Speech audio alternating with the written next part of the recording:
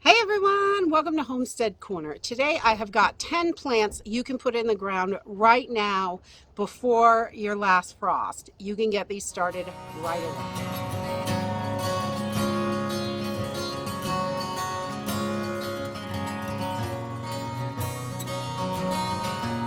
Today I wanted to share 10 plants that you can get started growing right away, even if your ground is still a little bit frozen. And you could probably see behind me here, we've still got patches of snow all over the place and it is melting pretty good, but it's still there. And these beds right behind me they still have frost in them, but the first couple of inches on top are all thawed out and you can work the soil. So once you have at least an inch of soil on top, you can start planting these vegetables and get them going so you have food coming in.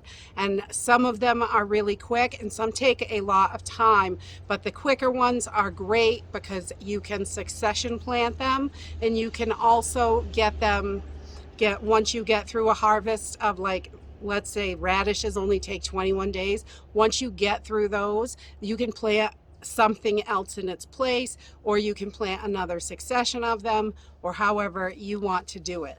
So I'm going to share with you 10, and there are a few more that you can still do this with, but I have 10 here with me today that you can plant right now, and they will be just fine. So the first one, surprisingly, are greens.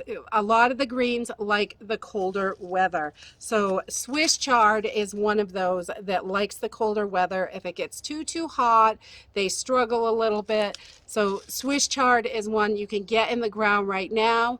And a lot of these take a little bit longer to germinate because they may get a frost at nighttime, but it is okay. It is not going to hurt them at all, and they will still come up and still do well. A little frost won't hurt these. The next one is turnip. Turnip, rutabagas, parsnips, they all can go in the ground right now. Those root vegetables, a little bit of frost makes them a little bit sweeter when you eat them, which is wonderful. Another great one is broccoli. Broccoli loves the colder weather. Once it starts warming up in June, July, August, it is just too hot and they bolt and go to seed. So you want to get your broccoli in early so you have time to harvest it before it gets too hot. And right now is a great time, even in these northern states. As soon as you can work that soil, just a couple inches of it, get these in the ground and get started. The next one is beets. Beets are awesome for you. And I love beets because not only can you eat the root, you can eat the greens as well. They are delicious, sauteed up. And so you get two out of the plant. And we love beets, and they are nice, pretty simple growers.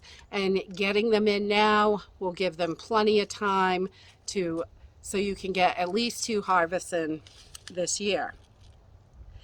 And then the next one is radishes. Radishes only take about 21 days.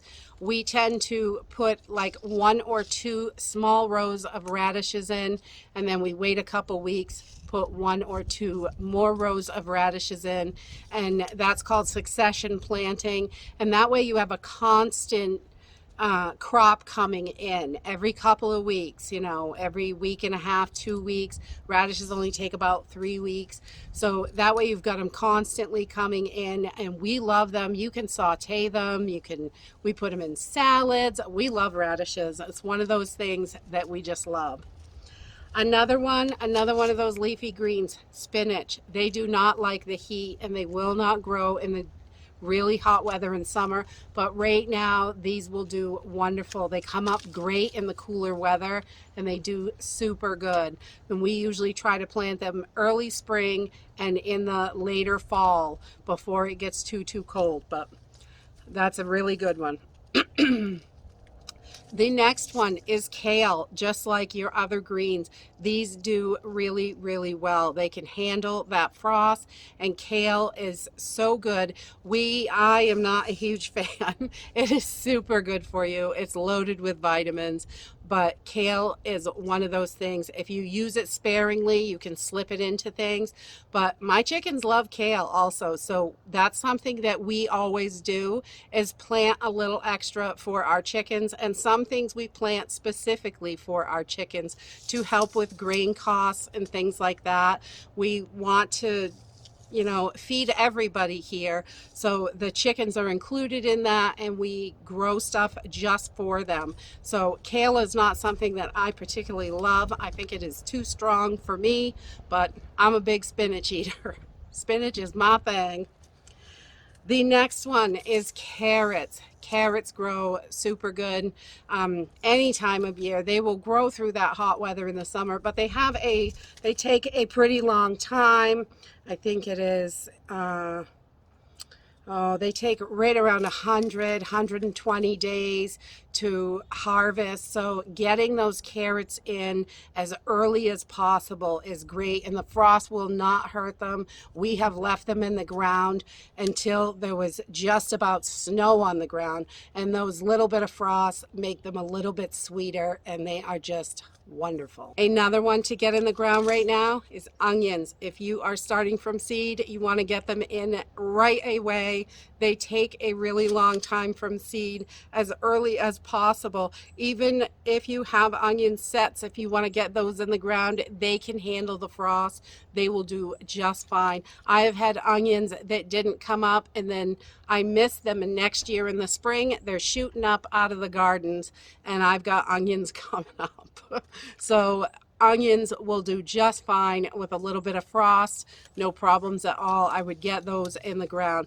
Onions are also great medicinally. They are super good for coughs and colds and phlegm and things like that. They're used in a ton of remedies. So onions are definitely something that I would have in the garden. And last but not least are potatoes. Potatoes need a little bit more soil than the 1 inch above them. But if you are doing potatoes in towers or anything like that, the frost is not going to hurt them at all. They are going to do just fine. And you can start getting those towers together. We like to just layer a little bit of straw or hay, whatever you have. We have some older hay, and you can layer that straw in, compost potatoes, a little more compost, just keep layering it, the straw and all that, because the straw really helps it with aeration and to hold in the moisture, which is nice. So if you are doing potatoes in buckets or anything like that, get them set up, get them planted. They take a pretty long time and do just fine in the frost. So that is my 10, and there are definitely a few more that you could do right now. I would check your seed packets on how early you can plant, and some of them will do just fine with a little bit of frost. Our official end frost date is like the end of May usually. Most people don't plant around here until Memorial Weekend or the 1st of June. So getting a head start on it is the best thing.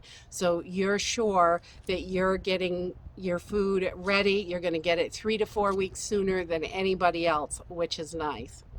And that's it for today. If you have a fruit or vegetable that you like to get in the ground early, even before the end of frost, let us know down in the comments. It really helps others out. And that is the best thing about this community, is everyone is so helpful. I just love that. And that's it for today. If you like this video, give me a thumbs up, subscribe. I'll see you in the next video. Bye.